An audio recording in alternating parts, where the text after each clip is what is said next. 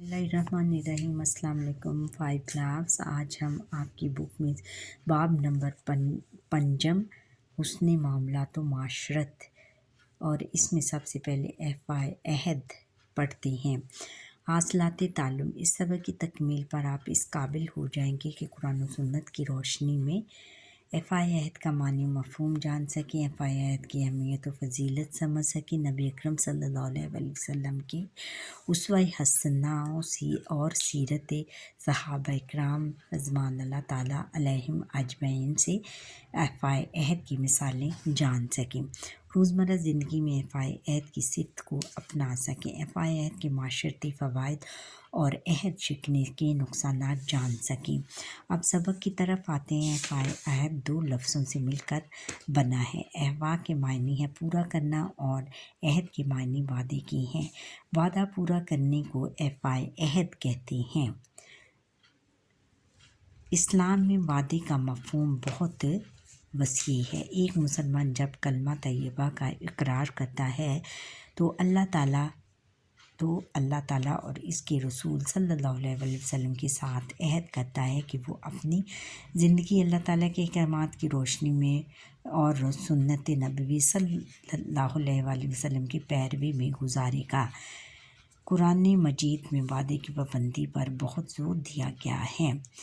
अच्छा, जब एक मुसलमान बच्चों कलमा तैयबा पढ़ता है तो वो इस बात का अहद करता है या इस बात का वादा करता है कि वो अपनी ज़िंदगी अल्लाह ताला के अहकामात की रोशनी में कि अल्लाह ताला ने जो अहकामात नाजिल फरमाए हैं उनको पूरा करते हुए अपनी ज़िंदगी गुजारेगा और सुन्नत नबवी की फिर पैरवी करेगा और फिर सुन्नत नबवी यानी हुजूर नबी अकरम सल्लल्लाहु अलैहि वसल्लम की ज़िंदगी के तरीक़ों को मद्देनज़र रखते हुए अपनी ज़िंदगी गुजारेगा। कुरान मजीद में वादे की पाबंदी पर बहुत ज़ोर दिया गया है और हम कुरान मजीद में वादे की पाबंदी को बहुत अहमियत दी गई है। तो अल्लाह ताला का इरशाद है वअफ़ू बिल अहदी इन्नल अहदा काना मस्तूलन।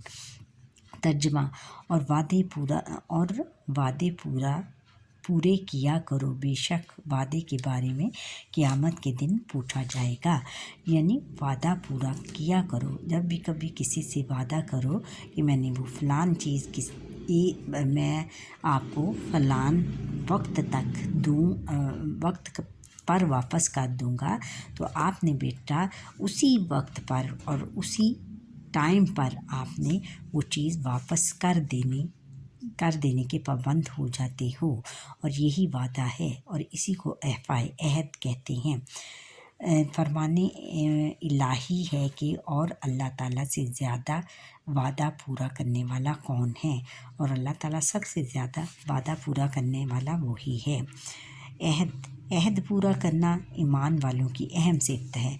ईमान वालों की अहम अच्छाई है, यानी उनमें सबसे बड़ी जो अच्छाई है वो है वादा पूरा करना। और वादा खिलाफ़ी को मुनाफिक की निशानी करार दिया गया है। मुनाफिक किसको कहते हैं? मुनाफिक उसको कहते हैं कि जो लोगों के सामने तो ईमान की बातें कर रहा हो, लेकिन उनके पीठ पीछे कुछ और, उसके अज़ाइम कुछ और हों। जो शख्स अपने वादों का ख्याल नहीं रखता, नबी अकरम सल्लल्लाहु अलैहि वसल्लम के फरमान के मुताबिक वो दीन से महरूम हो जाता है, और जो शख्स वादे की पाबंदी नहीं करता इसका कोई दीन नहीं, यानी उसका कोई दीन नहीं होता है जो वादे की खिलाफ वर्जी करता है। नबी अकरम सल्लल्लाहु अलैहि वसल्लम हर हाल में वादे की पाबंदी करते थे। सुलह हुदैबिया में काफ़िरों के साथ जो मुआहदा हुआ था उसकी एक शर्त ये थी कि सुलह के बाद जो शख्स मक्का मुकर्रमा से मुसलमान होकर मदीना मुनव्वरा पहुँचेगा उसे वापस कर दिया जाएगा।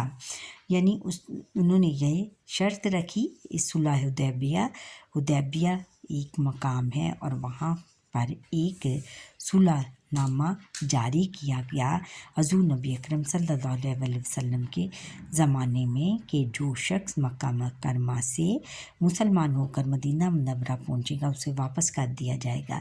कि जो भी शख्स मक्का मुकर्रमा से مکہ مکرمہ کا رہنے والا جو شخص مسلمان ہوگا اور وہ مدینہ منورہ آئے گا تو اسے واپس کر دیا جائے گا۔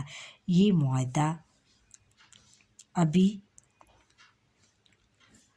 ابھی لکھا جا رہا تھا کہ مکہ مکرمہ سے حضرت ابو جندل رضی اللہ تعالیٰ عنہ زنجیروں میں جکڑے ہوئے زخمی حالت میں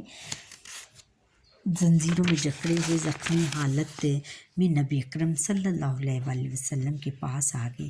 مسلمان ان کو اس حال میں دیکھ کر بے چین ہو گئے، لیکن نبی اکرم صلی اللہ علیہ وآلہ وسلم نے معاہدے کی وجہ سے انہیں واپس کفار کے حوالے کر دیا۔ دیکھا بچوں کس قدر ان میں وعدہ پورا کرنے کی کس قدر ان میں پابندی تھی حضور نبی اکرم صلی اللہ علیہ وآلہ وسلم نے کہ انہوں نے اپنے ایفائے عہد کا پاس رکھا اور اس کو واپس مکہ مکرمہ روانہ کر دیا۔ آپ صلی اللہ علیہ وآلہ وسلم صحابہ اکرام رضی اللہ تعالیٰ عنہم کو بھی تاکید فرمایا کرتے تھے کہ اپنا وعدہ ہر حال میں پورا کریں۔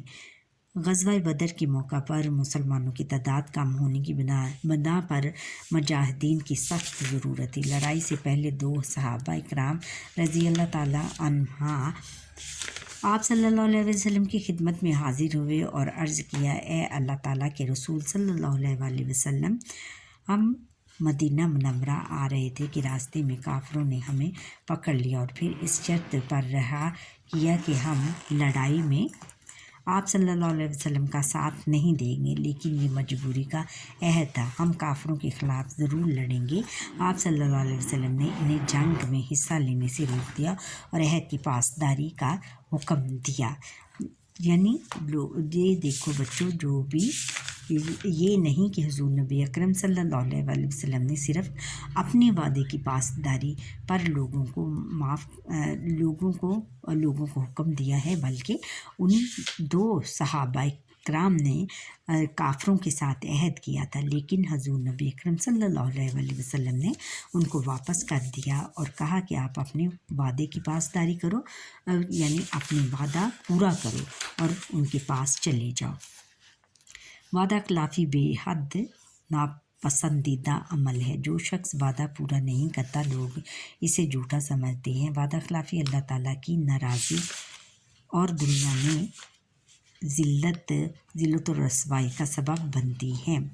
یعنی وعدہ خلاف جو بھی شخص ہوتا ہے بچوں، اسے جھوٹا کہتے ہیں۔ وہ اس میں جھوٹ کا جو وصف ہے وہ پیدا ہو جاتا ہے، کیونکہ وہ جھوٹ بولتا ہے اور جھوٹا ہوتا ہے۔ وعدہ خلافی اللہ تعالیٰ کی ناراضی اور دنیا میں ذلت و رسوائی کا سبب بنتی ہے۔ وعدے کی مختلف صورتیں ہیں، جن میں مقررہ وقت اور مقررہ مقام پر پہنچنا، کسی خاص وقت پر کام کرنا، مخصوص مدت میں رقم ادا کرنا وغیرہ شامل ہیں۔ یعنی مقررہ وقت اور مقررہ مقام پر پہنچنا، اگر آپ کسی سے وعدہ کریں کہ میں فلاں وقت میں مقررہ وقت پر اور مقررہ مقام پر پہنچ جاؤں گا، اور اگر آپ نہ پہنچ سکیں گے تو اس کا یہ وعدہ خلافی ہو جائے گا۔ کسی خاص وقت پر کام کرنا، یعنی ڈیوٹی، جیسے ڈیوٹی آورز ہوتے ہیں دفتروں میں اور اسکولز کالجز میں، اس پر بھی یہ بھی وعدہ خلافی، یہ بھی وعدے کی پابندی ہوتی ہے، اور مخصوص مدت میں رقم ادا کرنا وغیرہ شامل ہیں۔ اور آپ اگر کسی سے وعدہ کریں کہ میں مخصوص وقت میں اس وقت اور اس مہینے میں آپ کی یہ رقم ادا کر دوں گا، تو یہ بھی وعدہ ہوتا ہے، کسی کو وعدہ دینا ہوتا ہے۔ اس کے علاوہ ہماری ذمہ داریاں بھی ایک وعدہ ہیں، یعنی ہماری ذمہ داریاں بھی ایک وعدہ ہیں۔ جیسے ایک ماں کی ذمہ داری ہوتی ہے کہ وہ گھر سنبھالتی ہیں، اور باپ کی ذمہ داری ہوتی ہے کہ وہ بڑے بچوں کے لیے روزی روٹی کماتا ہے، اور بچوں کی ذمہ داری ہوتی ہے کہ وہ اپنے ماں باپ کا ادب کریں اور پڑھیں لکھیں